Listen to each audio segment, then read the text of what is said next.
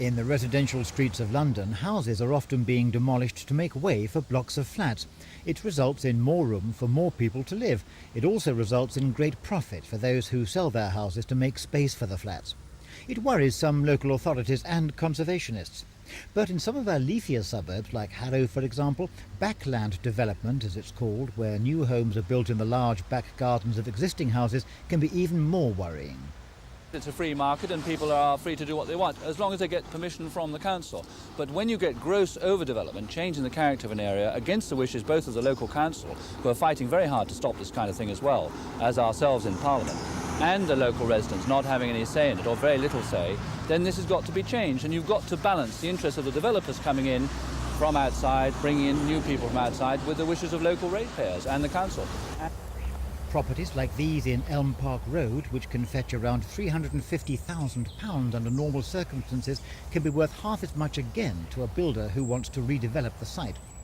People in Kerry Avenue are reported to have been offered £180,000 for just 100 feet of their back gardens on which bungalows may be built. But everybody in the street will be affected, even those whose gardens are not wanted for the development. Is this not just sour grapes on your behalf that you're losing out on a lot of money? No. I really don't think so. We moved here from a much more built-up area. I'm bringing up 4 children here, and we chose this area specifically because it was such a rural area, yet still part of London. It's a conservation area. It's going to spoil the amenities of the area. Also, it's going to cause a lot of upheaval. Will it change the character of the area, do you think? I'm sure it will, yes, because as they say, the roads will be so much busier. This was a predominantly quieter road, and it's bound to affect it.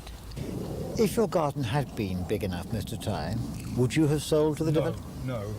My wife is a very, very strong conservationist and wouldn't even dream of it. Yet there's no law that says people can't sell their land so that new homes can be built. Well, that's true. What we say is government should give local authorities much more power to decide where these houses are going to be. This sort of area is not where the extra houses should be. The extra houses should be in inner city areas, both in Harrow and throughout London. That's where the developments are wanted. As the law stands, Harrow can refuse planning permission for schemes they don't like. But, says the council, Department of the Environment inspectors overturn their decisions on appeal too often, and they claim that makes life too easy for the developers.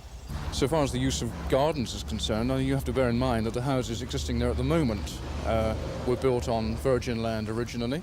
We're looking here at a redevelopment situation brought about by the pressures that there are around London created by the Green Belt, basically. There is an inward pressure to redevelop.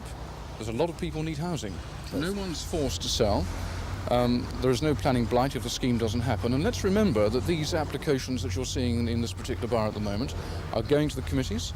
They are invariably being refused by those committees, and they are then going to appeal if there is a case for appeal. And if that case is not won, the development isn't built. It's as simple as that. It's a very well tried and tested procedure. Harrow is now working on a new strategic plan for the borough, which among other things should provide a new procedural basis for housing development applications. And when they have their plan ready, they want the government to support them in closing planning loopholes that permit developers to act in ways they regard as being unacceptable to the rest of the community. Christopher Rainbow for Thames News.